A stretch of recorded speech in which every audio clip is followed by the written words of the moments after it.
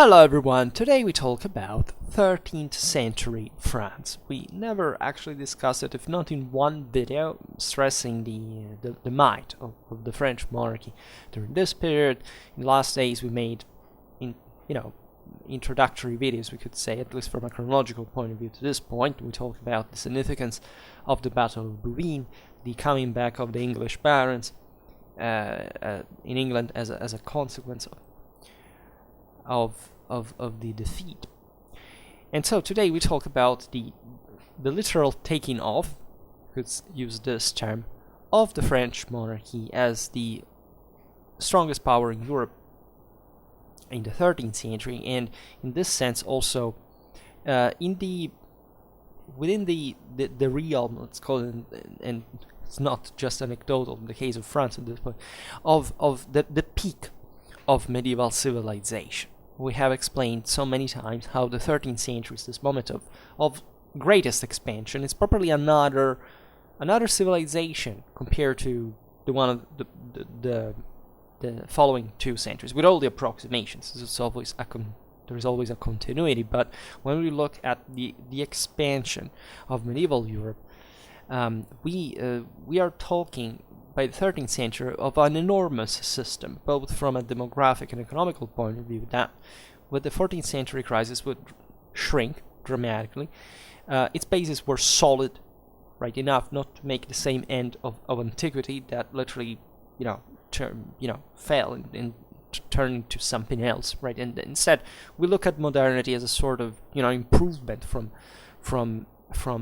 let's say the full Middle Ages, let's say, whereas we don't realize that that was not just a true continuation of medieval civilization, but in fact that what we call as the Ancien Regime that lived far beyond actually not just the Middle Ages but the modern age, because it ended either with the same modern age with 1789-92, even up to 1918, fundamentally in other countries of Europe, is properly in fact the contraction of the medieval civilization. It was redefined on different bases that of course kept improving from the bottom, at least in a princely fashion, through different mechanisms, at least from part of the ones that had occurred in previous times, especially the communal developments and so on. That's a bit of another thing for another video, but if you're a regular follower, more or less know already.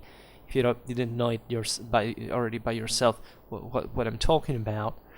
So France here embodies something that goes far beyond the materialist kind of structuralist view of history that we've been fed mostly with, historiographically speaking, and especially since the end of World War II, right? You will never understand how the Marxists took over Western universities until you understand how deeply soaked in idealism even just Mein Kampf was, right? When you read that, it's not really good read, frankly, from a strictly literary point of view. It's kind of terrible. But I mean, if you're a racist and you enjoy such reads, read the Gobineau or something. Hitler's not really good read. But it's there only then, the moment in which you realize that in all the tragedy of World War II, but factually how heavily the world we live in has been properly molded in a way that has kind of denied us fundamentally the spirit, the soul, the moral dimension of history, which does exist as much as the material one, as the concrete one, that cannot be escaped either. It exists, and how much it copes with that. Regarding the French monarchy specifically, we should stress that the French, the contemporary French, have cultivated, of course, a view of France itself that, of course, the same French Academy has come, the most updated historiography to criticize. It's not much about the French themselves, but of course, being, the heirs in a way or another, even if people say, you shouldn't look at the Middle Ages as the root. those actually were, right? They weren't meant to be in the outcome we have come the outcome that we see today necessarily, right? There was nothing deterministic about that, but yes, there is a continuity, of course, between the France we'll talk about today, the one of Philip Augustus, the one of Louis IX, of Philip IV, and modern France, today's France. But of course, there's been a deep ideological interpretation of all this. That ideologies are not much of a problem themselves until they become something dogmatic and untouchable and unmodifiable. Let's say, at least on paper. While they always change, there's never quite the same consensus, but we do need, let's say, a narrative to interpret such things. And indeed, 13th century France appeared as the embodiment of medieval universalism itself, right? In its greatness, in this colossal, medieval achievement, medieval civilization that is being, in fact, denied even as a concept at some levels to us, the Dark Ages, or looking from different perspectives. It's obvious that France would nurture this vision about the strongest monarchy around, the one provided with properly a sacred dynasty. The Carpathian, today we'll talk about Louis IX, that was, canonized, Louis the Saint, right, the Prud'homme, and that, literally was a sacred one since a much earlier age, because if you date back to the same Merovingians, you find such, holiness conceived properly. Even as a matter of blood, we're talking about a fiercely aristocratic system that fundamentally still believed, stemming from this Northern French, fundamentally, because that's the true France, really, in the blood, right?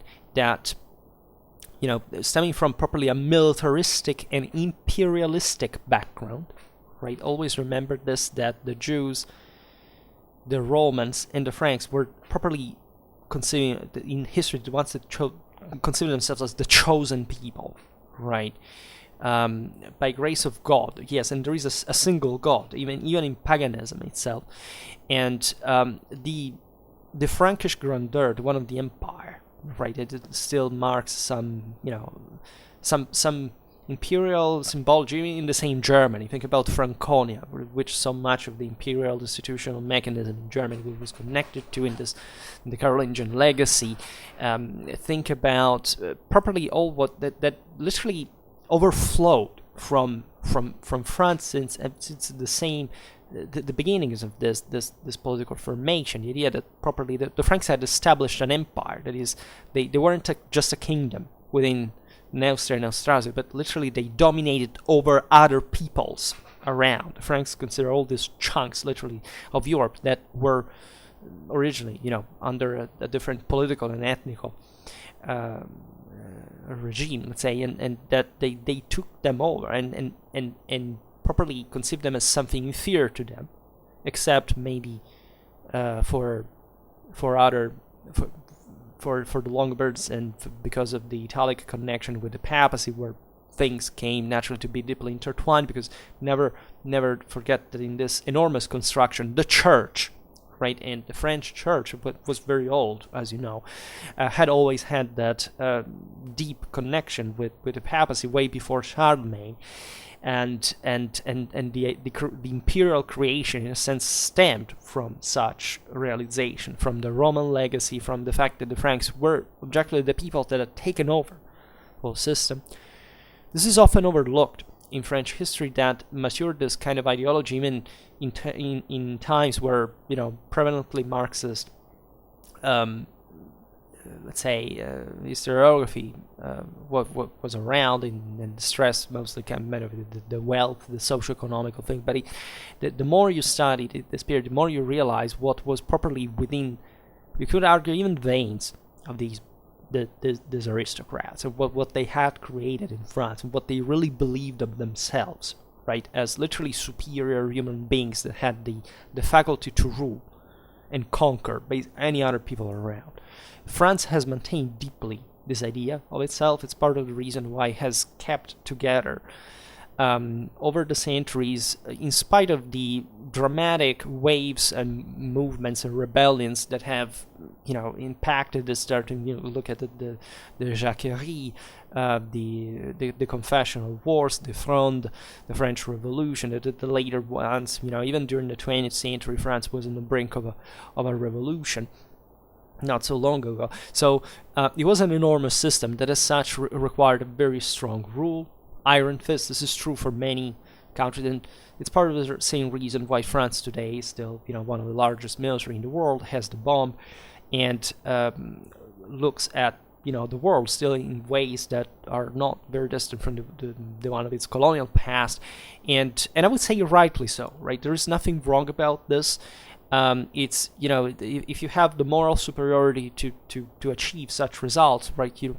It's never because you impose them hopelessly to somebody else. It's because you provide with that security, with that stability, that authority that others are convinced in order to cooperate with, and this is what fundamentally emerged from the 13th century as probably the French state as we know it, in a sense that up to that point France had never quite been a unique thing, as we were saying before, at least looking at the modern boundaries, as in fact the Franks were just the ones of the north, the one of the Belgica of late in the ancient times, north of the Loire, the Langue d'Oil, and during the 13th century, this Western Frankish kingdom that actually becomes at that point exactly the Kingdom of France with Philip II Augustus, which is called like this, not just anecdotally for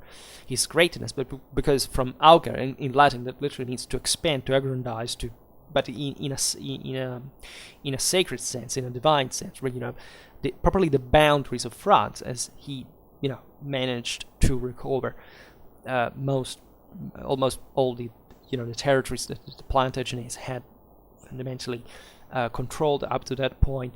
They were even larger extensionally than the one controlled by the King of France of his own vassals, or say at least the faithful ones, and to start the expansion towards the south from this other great region, properly south of the Loire, on the left bank of the Loire, up to the Mediterranean, that Occitania, Languedoc, that had always been another thing, had been another country, had been exposed to different cultural influences, the Visigoths, the Burgundians, the Arabs, properly from a cultural point of view, right? The great, think about figures such as Gerbert of Aurillac, Sylvester II, universalism, science, properly the idea also of how much it molded the papacy, while the Ottonian Empire was melting away fundamentally and paving the path to the Gregorian reforms. So, and a rich land that was, however, not in fact so feudalized as the North,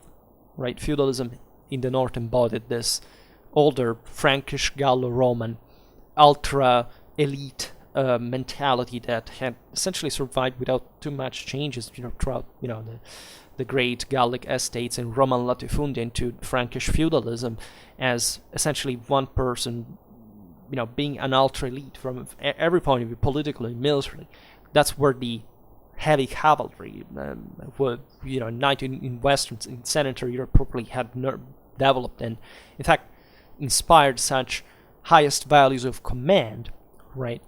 That could, whereas all the rest of the people were just working for them. Right, that medieval knight, in that sense, and the flower of French cavalry embody during the 13th century the superiority of a model, right, from a moral, religious, political, military, anthropological, social, cultural, all what you can imagine point of view. The great Gothic cathedrals, right? Even the concept was apparently mostly born in England, in that sense that by that time was, by the way, a French kingdom essentially. It spread in France and throughout all over Europe, right, and through Germany, Italy, and Spain. All these, at the time we built these 80 cathedrals, right? Something enormous, then unprecedented, never seen. Right, an incredible boom that really substantiates the magnitude of medieval civilization, of Western civilization in that specific reality that had France its heart, right? And again, with a set of values that I hope we're going to explain better, because I've been digging a little bit into properly the chivalric ideology and its roots, and how much the enormity of the spiritual, military, and religious in general legacy that stood within that symbol, and how much it believed, in a sense, still in the veins of such countries at the time. France was, in a sense, the one that would modernize the quickest, because what happens is that the French take over during the 13th century this enormous amount of land, these huge Atlantic plains, very fertile, very, very fat soils, with great rivers, lots of people, an enormity of agricultural resources. This is what made France in many ways, right? What made, in fact, the France of Philip IV or Louis XIV or of Napoleon, right? And how did the French achieve this? Well, that's the material element of war, but also you have to put it in motion in another way. In fact, don't think that we can't give for granted the existence of France by itself, and I think that the Battle of Bouvines, as we were talking about the other day, proved it quite eloquently, because France was often on the brink of complete collapse, right, throughout many times in history, exactly because of its, titanic nature, in terms of scale and forces that literally were agitating within it. And this elite was not just capable to put down, but also to create, to channel, in a sense, in the creation of something that was heading towards a modern state, the cooptation of the bourgeoisie. That kind of undermined even the same, some part of the same original nobility of the system, but it developed into the further power in the modernity itself, right? By the end of the Middle Ages, the French had not just withstood the English offensives, and that had almost, in fact, even in there, wiped out the country, but they had reinforced, at the point of being the true first and more solid European state, right? That conceived in, again, its own destiny to expand beyond, right? Historically, France always, for the French, Italy, for example, is just, an appendix of France, right? The Rhineland is also a camping site, right? And this the broader vision of the French as properly as the managers of the situation, the broader the European balance and power, has fundamentally existed ever since this moment, because it was a universal one. It was a universal concept. The French, there's this paradox that fundamentally the Carolingian Empire was more like, by Carolingian times, there was no such thing like French and German national identities, right? It was something blended. Still Germanic was spoken up to, late in time, those lands, but there is no doubt that, looking at modern boundaries, that the real heartland of the Carolingian Empire was in the French area, essentially the northeast of France, and that this country that was not even there after in post-Carolingian times necessarily to emerge as a thing on its own, as a Western Frankish kingdom, to remain withstanding, because basically all the other monarchies kind of failed. They had been part of the empire, also had different fate. But still, it didn't inherit the imperial title, which is an issue that, should be profitably discussed. The thing was attached mostly to the Eastern Frankish kingdom eventually, and even though the system was universal, so that in theory everybody in Western Christendom could become emperor, right? The Germans, and with their by attaching fundamentally the Italic kingdom once again, the papacy once again, formed this axis that went on as the Holy Roman Empire, and that with all its difficulties, that definitely wouldn't make Germany evolve into a national monarchy like French, like England and France, etc. Maintain this title, whereas the French fundamentally didn't quite even ask or compete for it, right? In spite, by the 13th century, with the disgregation, in fact, of the German the German monarchy, the German monarchic power, had risen to a much greater power, indeed, themselves, right, and which was embodied in this moment of glory, right, and the peak is properly Philip IV, right, at the end of the great expansion. But if you look at even kings, as we'll see now, like Louis IX, right, these were figures that went beyond properly the same boundaries of France, that were meant to look at Christendom as a unified force that would have to struggle for the recovery of the Holy Land, for the reformation of the customs and morality, and that was appreciated as such, properly as a true universal ruler, right, and even called, I don't know, by other called by other in other countries to provide his own juridical expertise and his ideas because of his wisdom, his prestige and charisma. So it's difficult to condensate all this in one video, but we will try essentially and see how it turns out. So last time we finished with Bouvines talking about Philip II, and so we've seen how he was triumphant on the English crown and enriching the crown, the French crown, of the thieves that were stripped from his rival John. And so this took quickly, to the loss of basically all the Plantagenet whole territories north of the Loire, substitution by Capetian rule, and the next step was, importantly enough, the Albigensian Crusade. I made a couple of videos about it. It's a big topic as well, and it should require another introduction. I fundamentally support what the Albigensian Crusade was in the context of 13th century Christendom. There is too much modernism and anti-clericalism and properly a completely corrupt vision of what history was, and what the universal needs of pacification and order and law, etc., frankly were.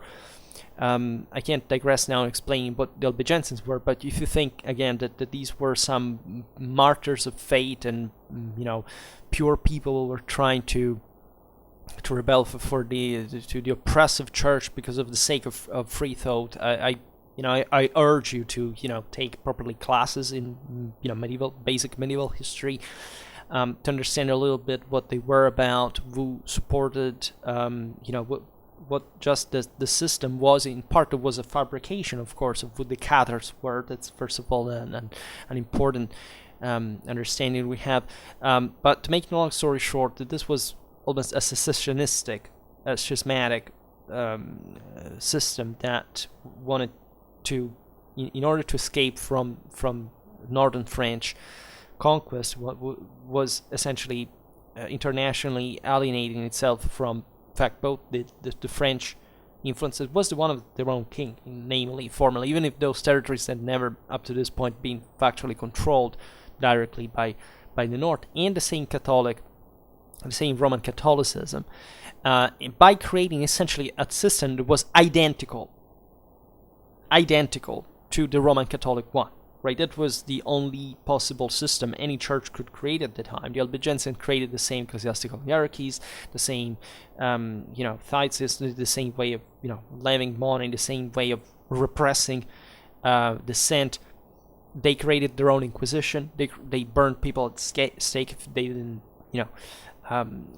conformed with their own ideals. So there were many other, let's say, critics of Roman Catholicism, including the Valdensians and other heterodox, but not heretical movements, that actually strongly backed the Roman Catholic Church to wipe out the Albigensians themselves. And the problem there was not even religion, as always. It was a political issue. It was a matter of competition between powers. And the crusade that was launched in southern France was indeed one of the most violent and cold and brutal episodes of medieval history, no doubt about this, but it wasn't also essentially very different from basically any other any other war, it was our fault.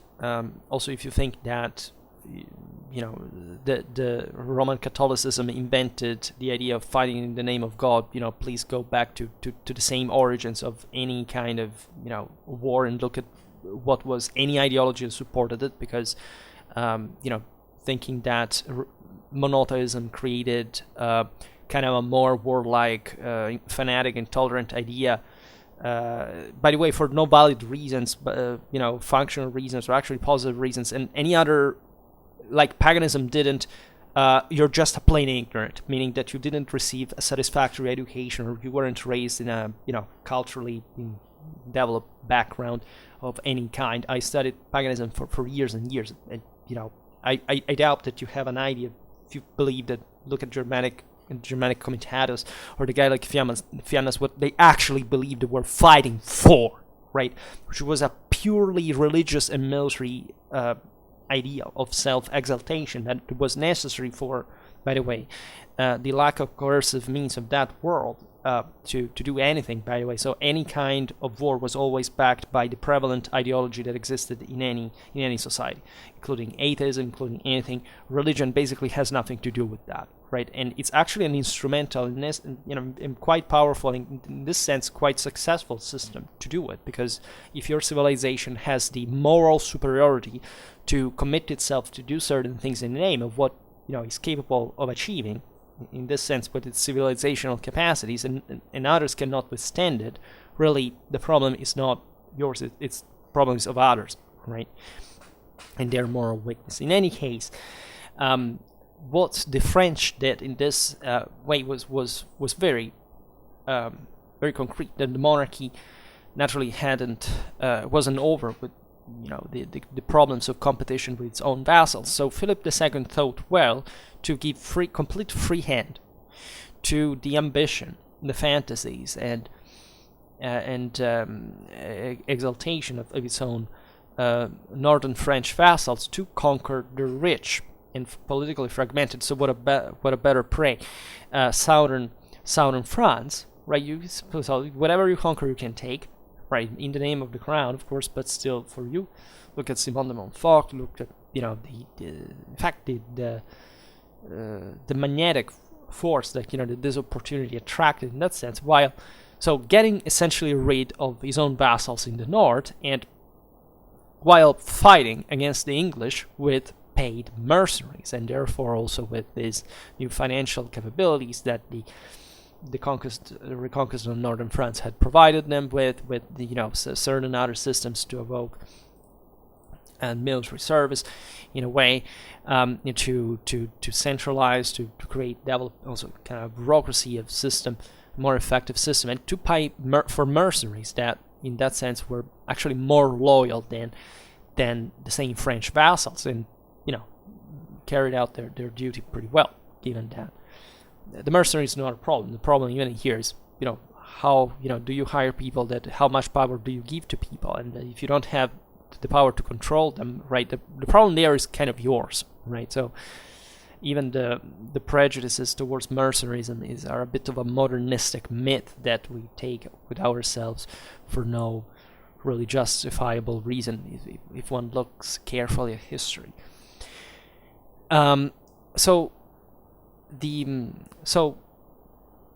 of course, Philip was pressing to eliminate the autonomistic will of the Occitan feudatories that were still, in theory, nominal vassals of the crown, but never kind of, obeyed it for centuries, and were still wishing to remain in that condition. And in particular, we're talking about Raymond VII, Count of Toulouse. We made a video a couple of months ago about the County of Toulouse, its history, how it developed.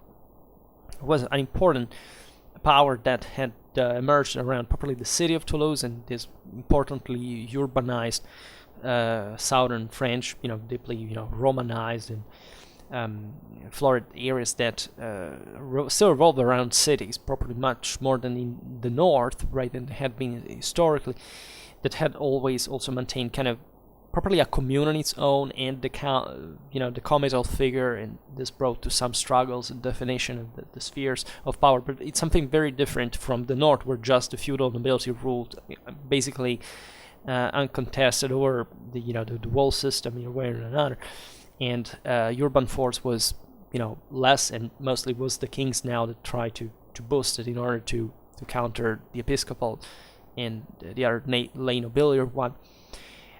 As Raymond of Toulouse was leading definitely an unprejudiced personal policy by supporting himself to this important location, with the possession of the Mediterranean coast, the alliance with the Aragonese sovereigns, right, that were married into across the Pyrenees. There was this ambiguity for which that Charlemagne had created the Spanish mark, and so these territories from both sides of the watershed kind of still fell under the nominal control of the French kingdom. So still that was a question that, as we will see, it would be mostly Louis IX that would settle with maintaining giving to the Aragonese some territories that they had historically, if not maintained since the beginning, because Aragon had formed in different ways. The crown of Aragon as a sum of powers, but still they had expanded into southern France historically.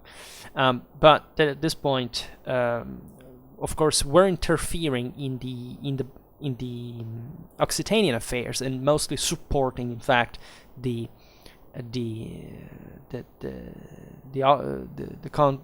Count of Toulouse against the northern French.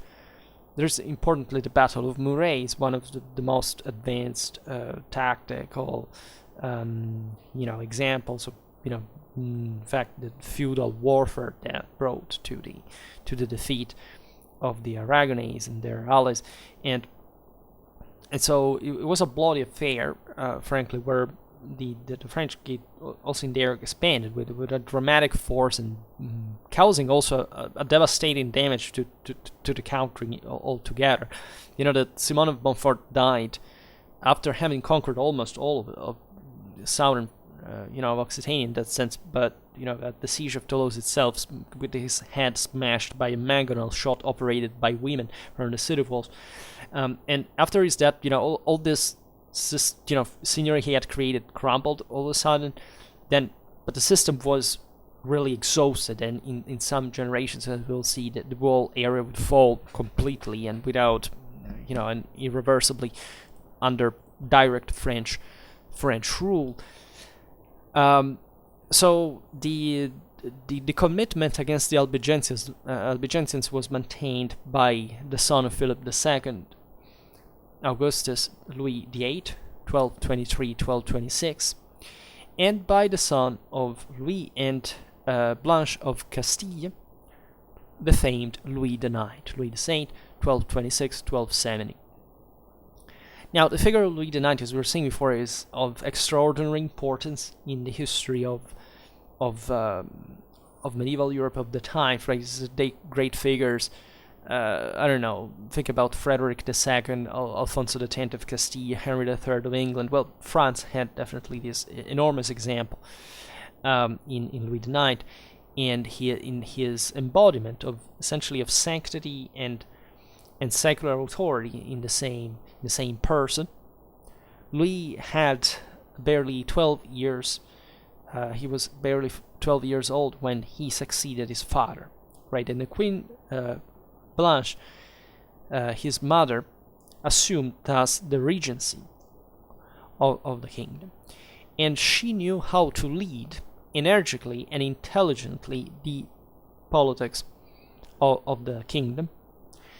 That was all but stable at this point, because the fast expansion corresponds also always important threats that are still present, even much closer than southern France, right? There are very powerful vassals in the north, a problem. And the Queen obtained, with the Treaty of Paris of 1229 by Raymond VII, Count of Toulouse, the two provinces of Carcassonne, Béziers, and of Nîmes. And she combined also the marriage between Alphonse II of Poitiers, her second-born son, and Jeanne, daughter of Raymond. Right. So this would essentially set the succession of the Capetians to the comital title of Toulouse, and Louis then came of age, assuming formally his royal powers, and he received by his mother the precise task that in order to the precise, education and an objective that in order to consolidate the crown, one had to first of all confirm the royal authority on Languedoc in the south of the country. This was very important. Blanche was very important for Louis, right? There is this connection between mother and son that remained very strongly. There are some also kind of funny anecdotes. His wife couldn't quite stand the mother, but because he depended deeply on this very energetic woman, and they were very capable, both very capable rulers, and two brains are better than one in this situation. And from this combination, in fact, one of the greatest sovereign of medieval history. But again, as we were saying, that this need of command, this need of showing that royal authority in France was uncontested and uncontestable, so that any kind of resistance and ambiguity and trying of autonomistic squish had to be put down without any mercy was crucial in order to stress properly, to confirm the divine nature of royal power, right, in its faculty of command. So there were ways and ways to do this. There is not just this vote, and we know as Clausewitzians that after all, war is just a continuation of policy with other means. So Louis completed the diplomatic action already launched with the marriage of his brother Alphonse and Jeanne of Toulouse by marrying himself in 1234 Margaret of Provence. So Toulouse is in the northwest of France, and that's still from Mediterranean watershed, and then Provence is from the other side, with the Rhone Valley, right? That was crucial to connect all the Italian trades with the northern European markets, and France is just in the middle, so they could make a lot of money. So these feudal marriages were crucial, right? And also quite fortunate in the prolific history of the Capetian monarchy, as fundamentally Margaret would give to Louis as many as 11 children, right? And those were the days, right? When they got it right. So the Queen Blanche continued, however, for a long time to cooperate with Louis and to provide him her wise and energetic advice. Deep concern and purpose for Louis was first of all to avoid that the centrifugal tendencies of the French nobility would meet with the never completely tamed hegemonic claims in the land of France by the King of England, right? The English were still there. We've seen how the Battle of Bouvines had brought to the withdrawal from France of most of the barons, to cause this Anglicization, triggering important political institutional consequences in the kingdom.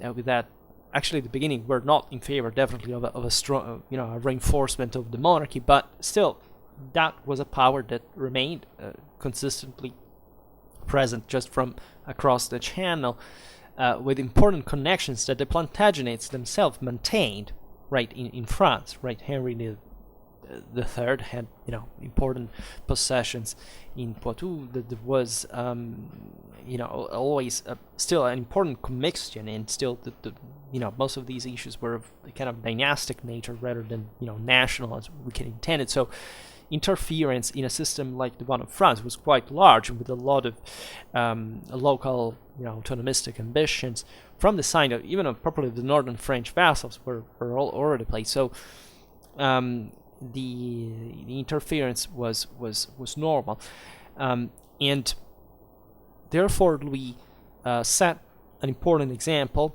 just as an individual, first of all, always stressing the spiritual nature of his rule, taking on literally a deep role. It was already proper of the sacralization, as we've seen, of the sacral nature of the French monarchy, and still was deeply imbued with this chivalric, military, and knightly ideals that, in origin, in the mystics of we could say of military rule, were of sacerdotal or priestly nature. Right, knighthood was originally something like this. We have not quite ever been told this, but that was the concrete meaning of this code of values that existed since millennia. It wasn't invented, during the Middle Ages. It was just formalized in a mediated sense at some point, but it was much deeper and had to do with the same legitimization of this imperial, factually, right, of this imperial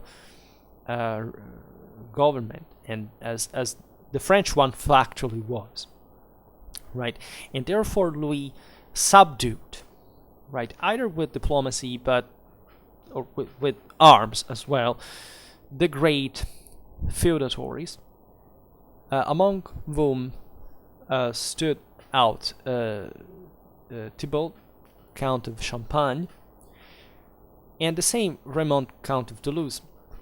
And in the process, he also defeated Henry III of England in the pitched battles of Taillebourg and Saintes, both in 1242.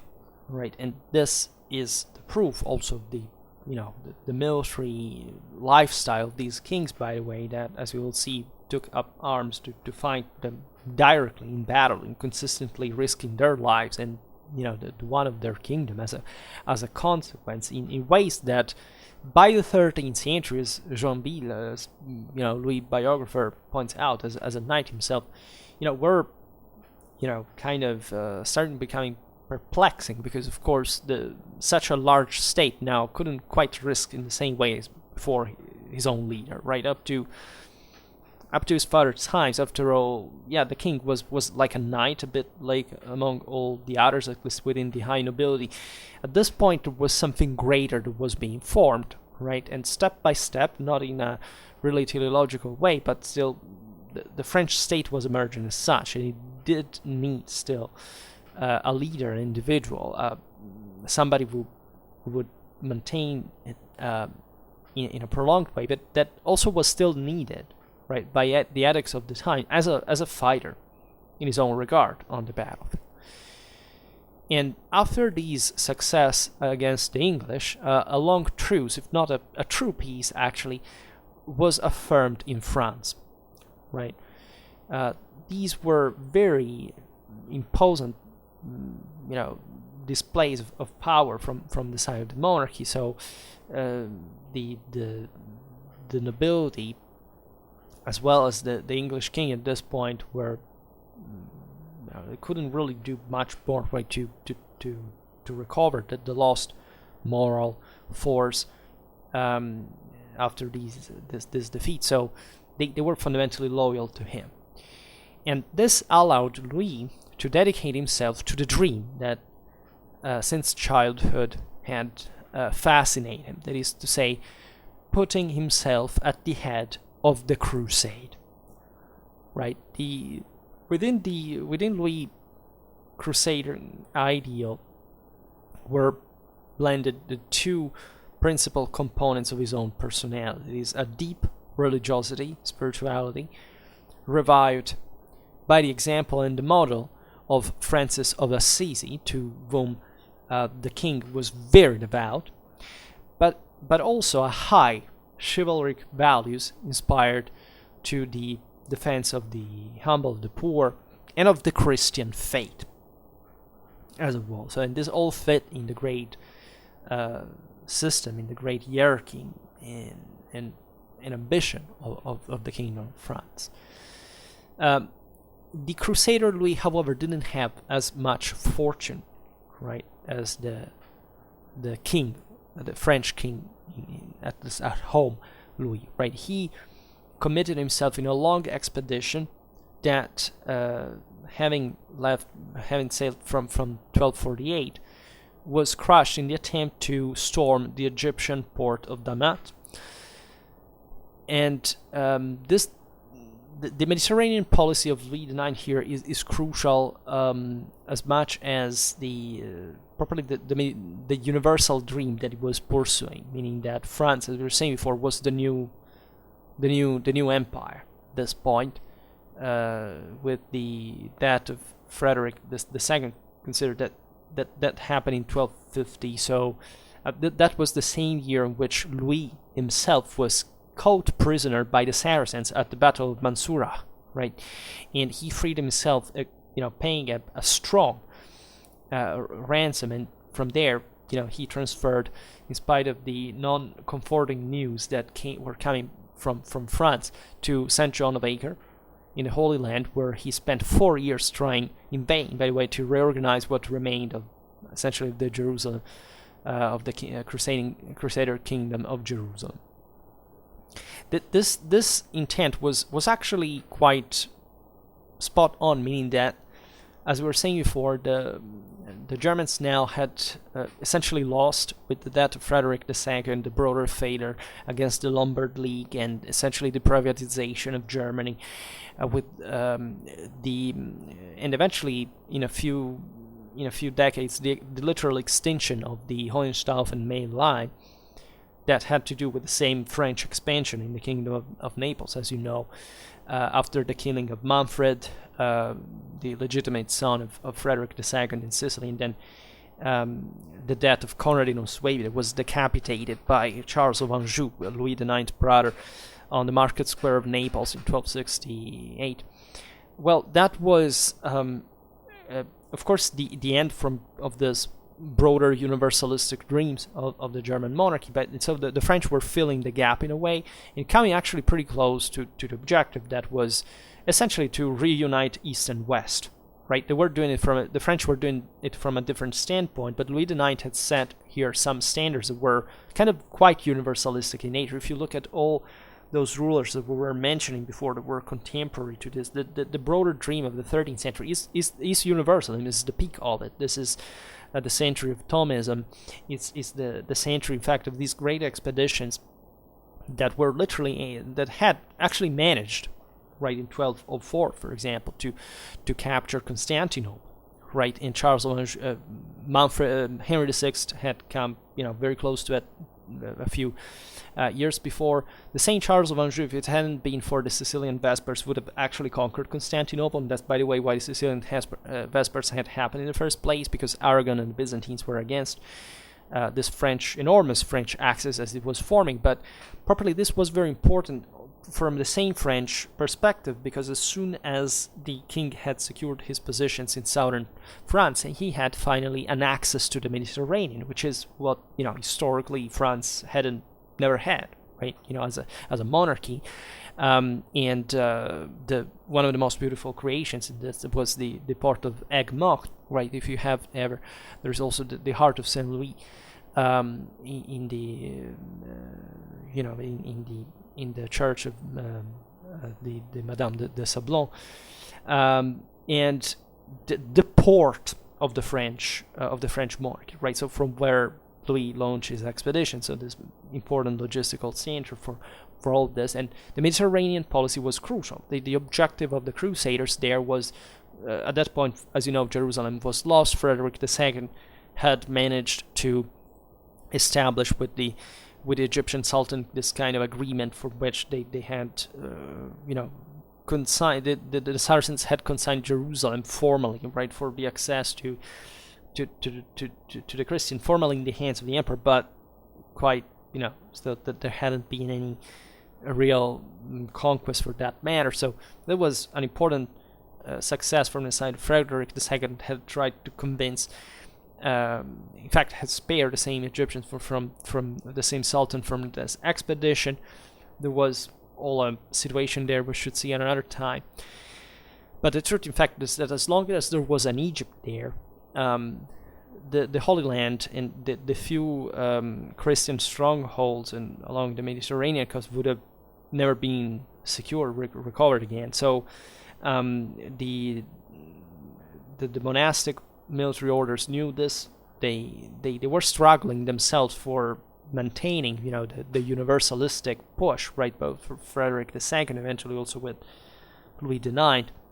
But the Schwerpunkt, we could say, of the expedition was Egypt itself, because it would have been, in fact, enough to knock out the Sultanate to essentially recover the whole Holy Land, because there was no power around that would have easily threatened, the Western control at that point from the Mediterranean of those lands themselves. So these Egyptian expeditions were actually the right thing to do. It's just that they failed, right? And even in there, many things would have gone differently if they had succeeded, including this was the 7th Crusade. Then the 8th one, with the same Louis died in Tunis, was also the largest expedition of the century. Also, the Aragonese, the English, were participating with enormous forces, unprecedented, never seen in that sense. And Egypt would have been conquered, right? If Louis hadn't died and the expedition hadn't been aborted because of the plague and everything, like, it would have succeeded. And we would talk from a very different, standpoint now. And what eventually brought Louis to, as we've seen, he had exposed himself, right? He was the first one to land on the Egyptian shores under enemy fire. He was captured by the same Saracens. So this was how also you understand individually courageous and this individual was for the time standards, and considering all the deprivations, and there are certain passages from Joinville War that tell you, what is real war, right, in those conditions at the time. But while he was in St. John of Acre, Louis learned of the death of his mother Blanche in 1252. His valid expert regent during the Crusade was, again, because that's when had remained in France to control the affairs again. So this persuaded him to come back to France after also those essentially vain efforts in the Holy Land. And in fact, great problems awaited for him in Europe, because loyal to his ideal of unity of the Christian realms and peoples, Louis had never wanted to take side in the conflict that had opposed at that point Frederick II to the papacy. It was the other big thing going on in the previous years. And he continued on that line, right? He didn't interfere too much in other countries' affairs. He would have betrayed his own dream, his own model, his own idea of whom had to be fought. In that case was the infidels, and whereas the Christendom should have been united in concord and towards that same objective. And this was difficult to do at some point. After that, in 1263, the claims on the Sicilian kingdom that the Pope had intended to, in fact, strip of the Swabian heir Manfred had been assumed, had been taken on by the same brother of Louis, Charles of Anjou, that also we never discussed, but it's something we must make a video about him, absolutely, because it's yet one of the other greatest figures in the at least European 13th century for sure. And instead, Louis at this point was more concretely pressing to consolidate his peace with England, right, with which he concluded a treaty in 1259, and the one with Aragon, to which in 1258 he essentially granted the region of Roussillon, that is, yes, fundamentally from the French watershed in southern France at the border with Spain, obtaining in exchange the renounce of all the Aragonese claims on Provence and Languedoc. Now, this aspect is interesting for a number of reasons. First of all, here there is naturally a kind of preservative objective, right, for the unity of the crown, of the territorial rule, of properly securing the borders, right, settling, pacifying the channel in this sense, and the southern borders, and in this regard also setting some permanent standards in the process. The fact that his brother Charles had fundamentally acquired the rule of Provence together with the Anjou and the Maine, and now was essentially carrying out his own Mediterranean policy for answering the papal call to get rid of Swabian presence in southern Italy, was a bit of a distractive factor, at least one of for which Louis was not really making any active effort, and that, however, was indirectly expanding also the French resources and possibilities. And this is interesting because we think often of say France, Spain, say certain countries in general as even just medieval kingdoms as unitary things that they really were not, right? They were mostly a sum of feudal possessions, right, that were always in this sense floating, because mostly of these dynastic ties and wars, of course, that were quite also juridically regulated, and that could bring to different combinations. In fact, as this one of France managing to essentially incorporate all southern France, that were new lands, foreign lands if you want, and having sometimes certain entities such as the same province doing something on its own because its ruler wanted to engage freely into another game autonomously. Louis kept dedicating himself to the domestic situation. He carried out a based juridical reform of his kingdom, right? He systematized the customary law. He instructed some inquiries aimed at repressing the feudal abuses, and he minted the first golden French money, right? So this is crucial because it shows the need, of course, after the expansion to regulate the system from the within, to systematize, to uniform administration, to ensure that the vassals wouldn't again privatistically take over again and abuse of their own powers, and expressing the might of the French kingdom in the market, in international trade, with this important golden coin that was up to that point a very rare prerogative, because you needed literally the precious metals and showing your own capacity to use it on the market, to treasure it, to have some reserves for it, and therefore showing your own stability and the certification of your own wealth, right? And these were deep issues in that time, because obviously there was always somebody who was trying to copy that, and there were important mechanisms here we can't digress on, but it was expressing, in that sense, the grandeur of the king. As we've seen also with the foundation of the port of Aigues-Mortes, he had launched literally a maritime policy of the kingdom, even though never, they wouldn't have too much success on the long run, given that essentially the Italians and the Aragonese would maintain the Catalans, let's say, better maintain the Mediterranean control. But still, the fact that France was open now to the Mediterranean was an important achievement.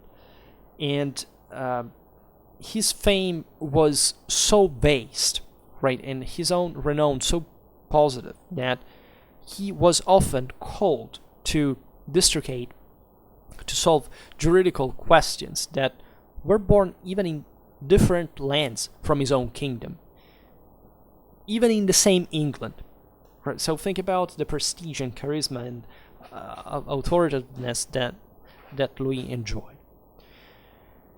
And in 1267, after that his brother had taken over the Sicilian kingdom, he thought it was time to resume the struggle against the infidels, right?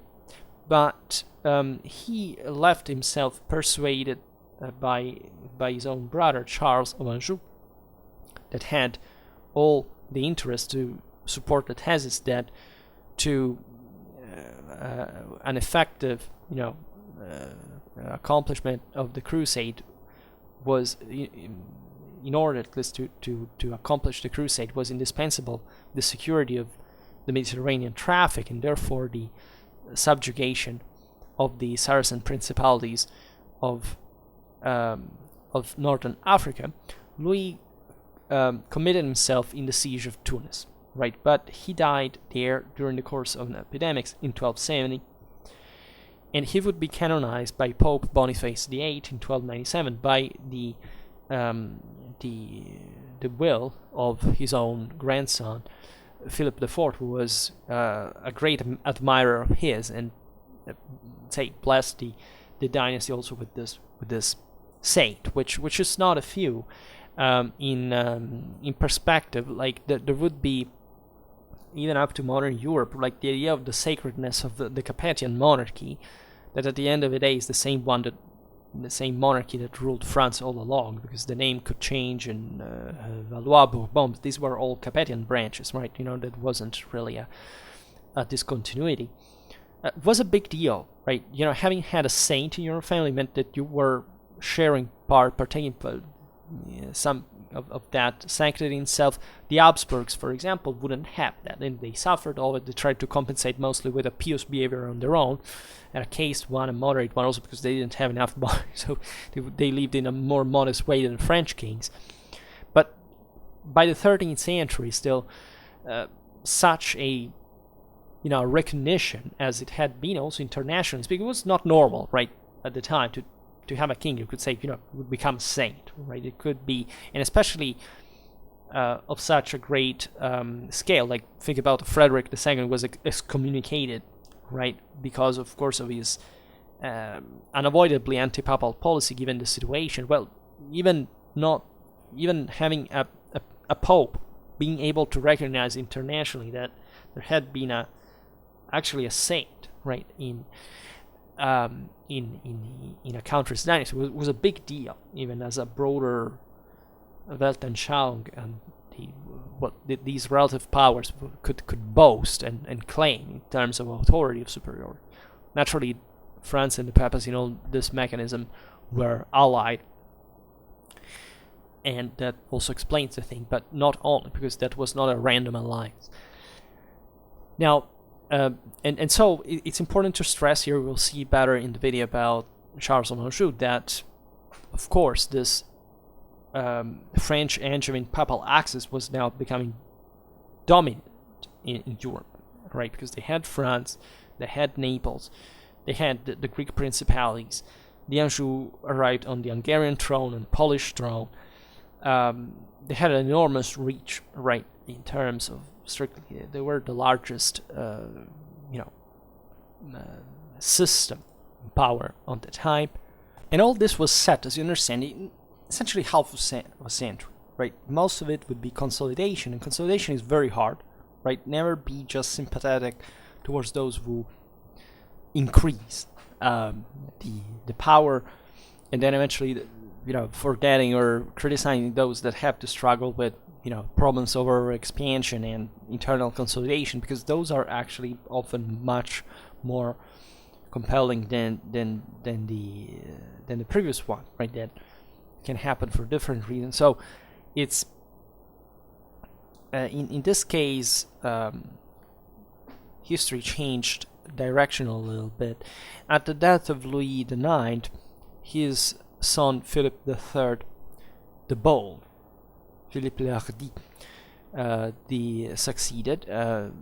His reign, 1285, was sensibly less lucky, let's say, than the paternal one, but was still marked by further territorial expansion of the domains of the crown, that in fact seized directly the rich counties of Champagne and of Toulouse for good, right?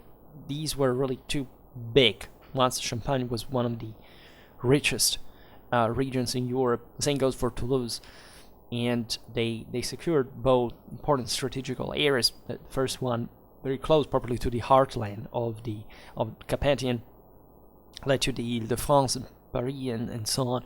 Toulouse in this, what had been fundamentally a frontier area. And in fact, the Philip III let himself involve, differently from his father, into the clashes that were occurring in the Mediterranean, involving also Charles of Anjou and his possessions.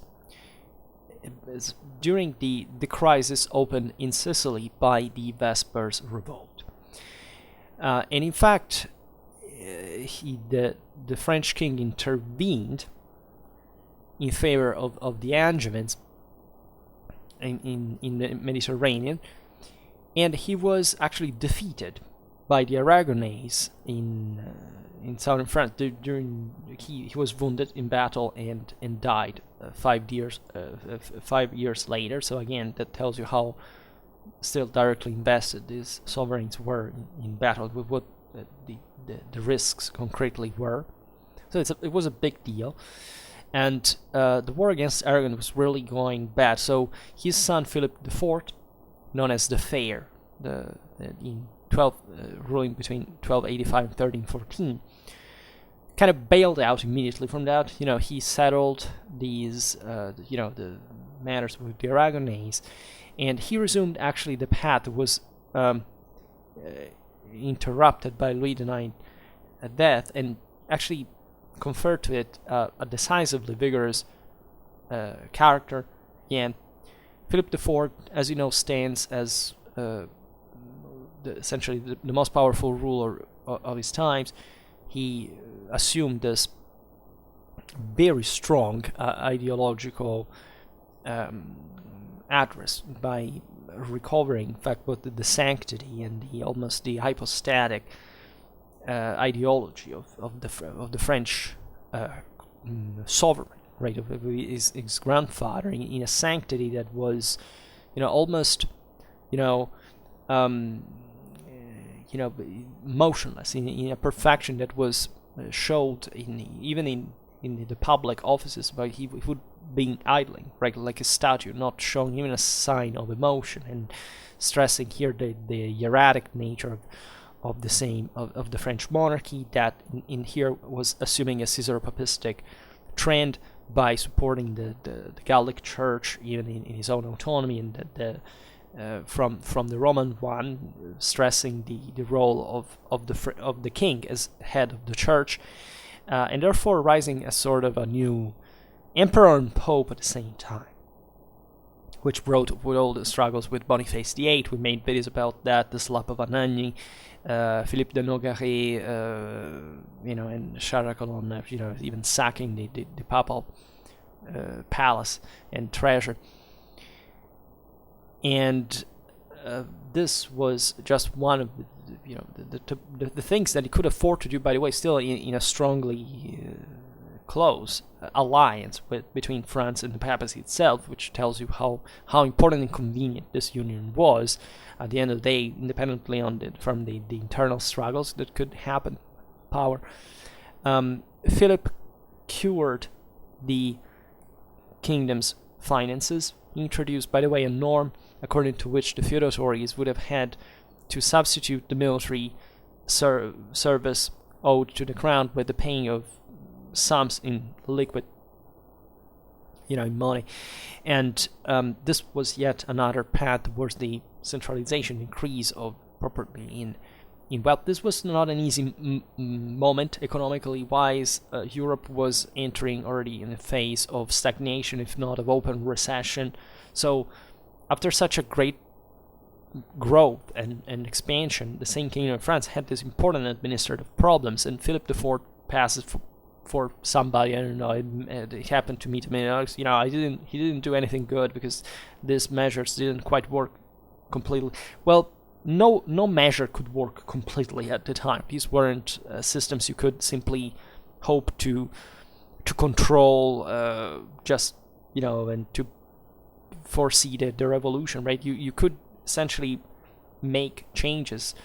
Cash money in one way or another could help to stabilize further, but you would never know. It was unpredictable how the system would have turned, especially such a large one, such a complex one. Philip procured himself a body of devout functionaries. Think about some great jurists like Pierre Dubois, and that also through the new institutions of the Parliament, that was a sort of supreme tribunal of the kingdom.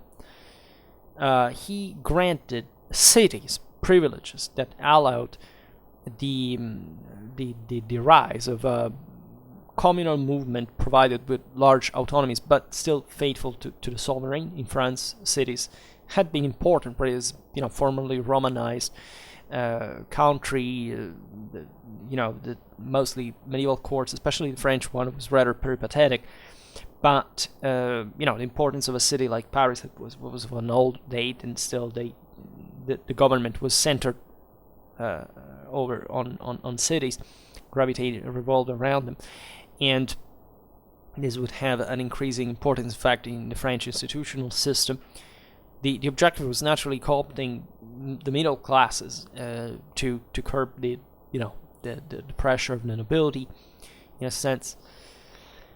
And was an old policy of the Capetian monarchy, by the way. And finally the infamous suppression of the Templar order that had become an important financial power. The Holy Land had been lost completely by 1291, and this system had grown kind of less military nature than it had been before. The Templar houses were scattered a bit all over Europe, but overwhelmingly concentrated in France, in England. By the way, the French issued this persecution, also the suppression of Templar houses in other countries, whereas Templars, some of them managed to escape and take refuge in other countries. Some of them were repressing them too, along in the wake of French policy. Others kind of adopted them, and some we've seen, for example, in Portugal, that contributed to the process of monarchic definition, and etc., like in other countries. But the Templars were taken out fundamentally, their enormous fortune confiscated, seized by the crown. That was an important move. You would say, but it's kind of bad. But does it matter in politics? Like, let's be honest about that. Like, considering, yes, it had an important moral impact, but at the same time, what was the effect on the long run? You have to look at that, right? Because politics is not wishful thinking, and what is better, right? Cashing that wealth or risking to make the entire system collapse. And this thing happened essentially between 1307 and 1314, and it was yet another success in perspective. So Philip's unprejudiced policy of enlargement and territorial consolidation brought him also to the clash with the rich manufacturing cities of Flanders, right? The county of Flanders were technically a French vassal. It had always been, and had enjoyed a very great boom economically between the 12th and 13th century. In these times, the feudal system had held in Flanders, right? That had brought to some urbanization of the nobility, of the of these local commanders that were operating on behalf of the French crown. There were lots of problems. If you've seen also in the video about the Battle of Bouvines, still the County of Flanders as a feudal entity, as properly the nobility of it had opposed the French, had sided with the English and with the Germans before the Battle of Bouvines, such as Lorraine. So this was an era where gradually also, that blow had brought gradually to the subjection of the nobility to the crown, but also of its own giving way to this rich burgher middle classes, manufacturer areas that, by the way, had very strong ties, notoriously, in trade, financially, with England, because they owed much of their opulence to the working of the wool imported from Britain. And as we've seen internationally, Philip had bailed out from the southwestern border with Aragon, with the Iberian one, and had looked at what objectively was a more interesting and appealing target. So Flanders is not far from the heartland of French possessions, still peripheral. It had remained in a way, and this enormous wealth could, however, if controlled more directly, bring a lot of benefits to the crown. This naturally was another reason of attrition with England. It would be actually, in relative terms, the most important cause, perhaps, of the 100 Years' War, at least in terms of interest involved, and it would continue for a long time, in fact, in that pattern.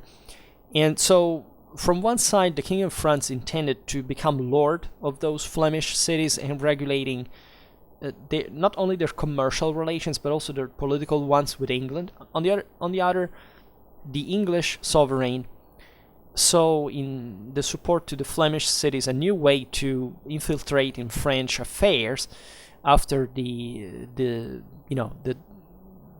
failures of the 13th century. So the war between Philip IV and the Flemish communes began in 1297. Was very hard, right?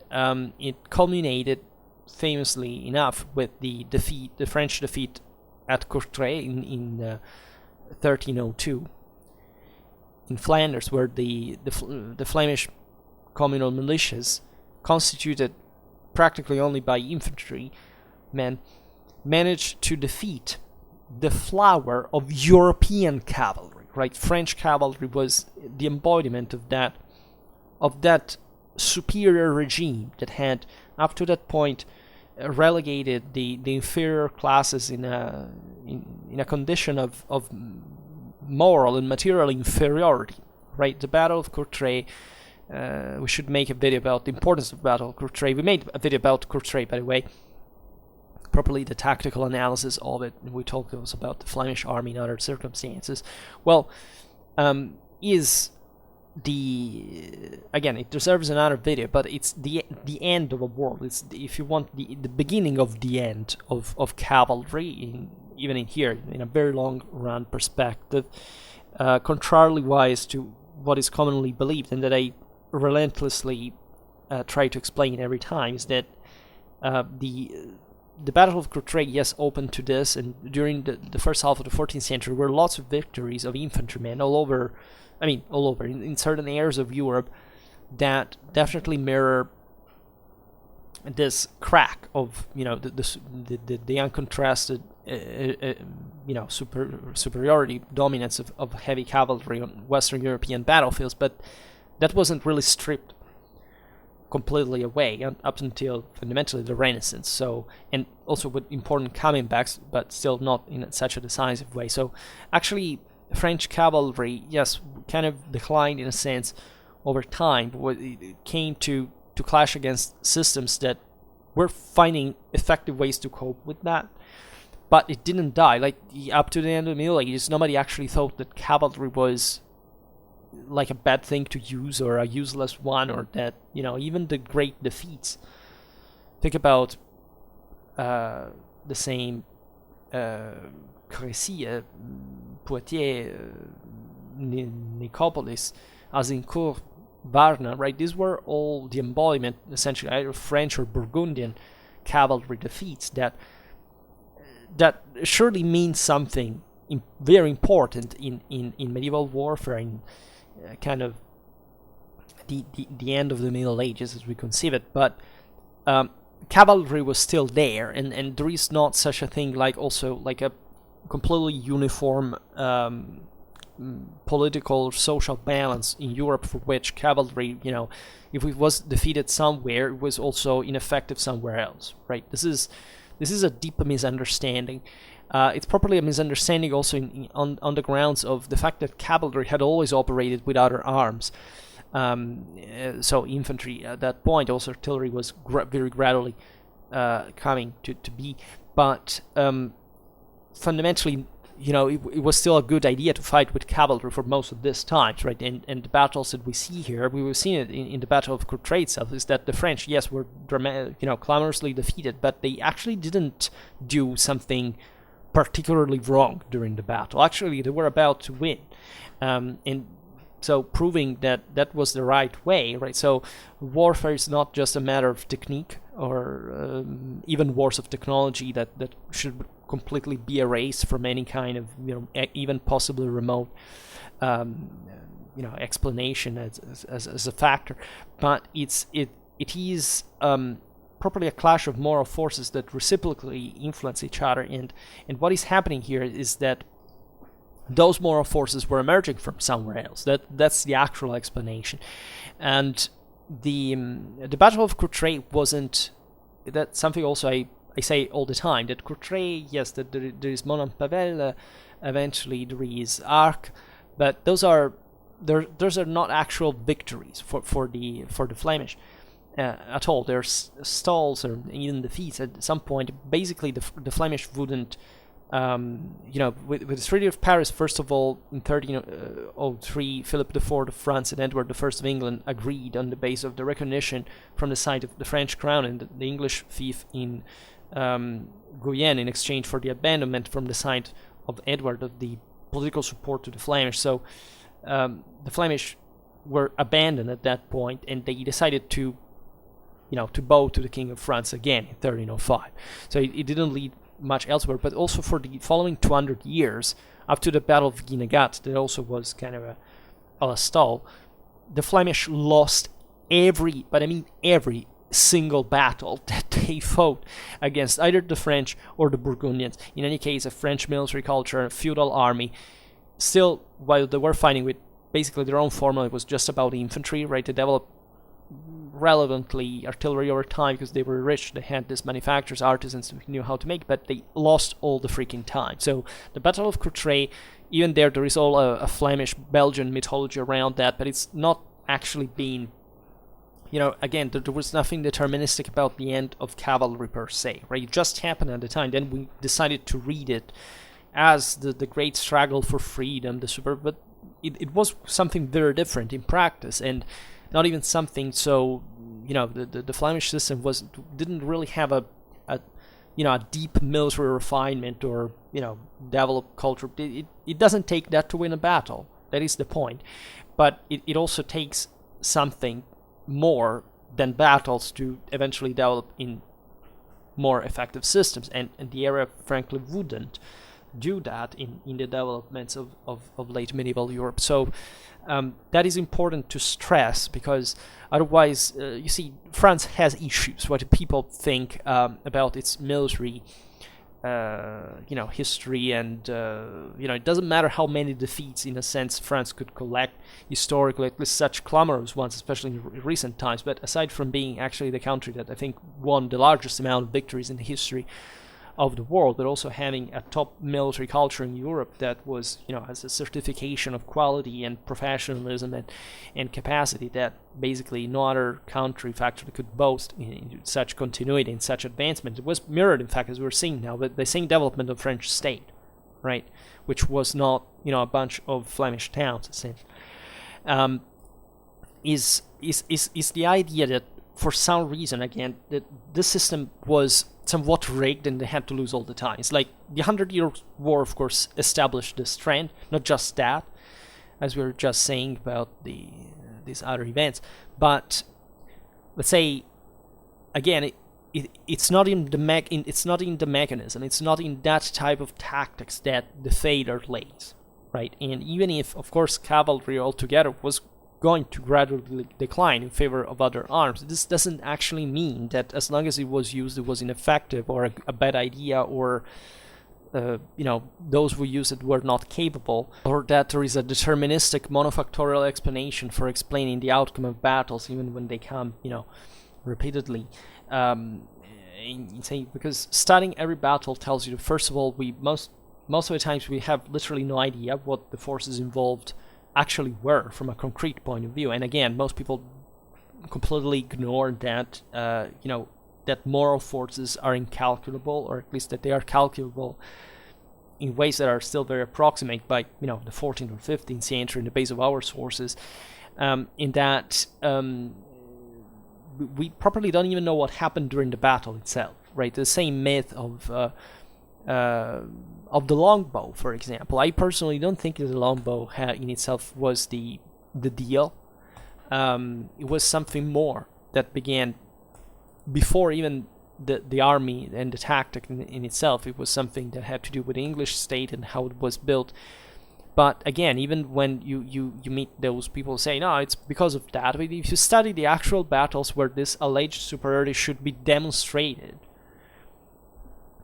you realize that there is something that doesn't work with that pattern of interpretation. And people keep saying, no, because we made testing. Testing has nothing to do with what happened historically, right? It doesn't matter, right? It's not that if you recreate a longbow today and you measure how many meters can shoot, that has any relevance whatsoever with what warfare is in terms of a complex and uncalculable system of things that happened, again, 700 years ago, right? You can't properly assess that. There is no way to do it. And on the contrary, you can try to understand what the battles were for the sources that wrote them, and not meaning that they're just hopelessly biased, but that on the contrary, they actually can provide you with a much more cogent explanation that the monofactorial, deterministic, technologistic, progressistic one that we have in mind, that it actually makes sense, and it actually shows you that even for those times, of course, weapons are important, technology is important, but it's not even remotely close to be the determinant factor per se, because basically, first of all, no factor really is, and secondly, it's easily not the first one, considering much greater one, probably from a scalar systemic point of view, as they're explained and and presented by the same sources.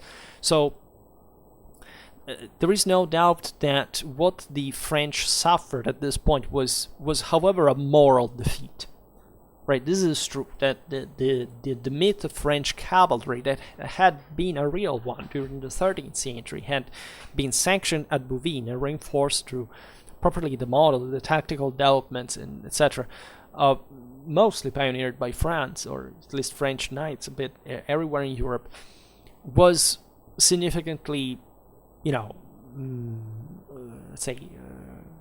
crippled by these defeats that, again, were mostly by magnitude moral defeats, and that some were quite concrete ones. The Battle of Blood of Courtrai was, the French nobility was quite eloquent in that regard, but let's say that there was something else, including the emergence of other countries that could boast similar capacities. For example, the German cavalry during the 14th century emerged as something that really was comparable, if not even superior to the French one for some time.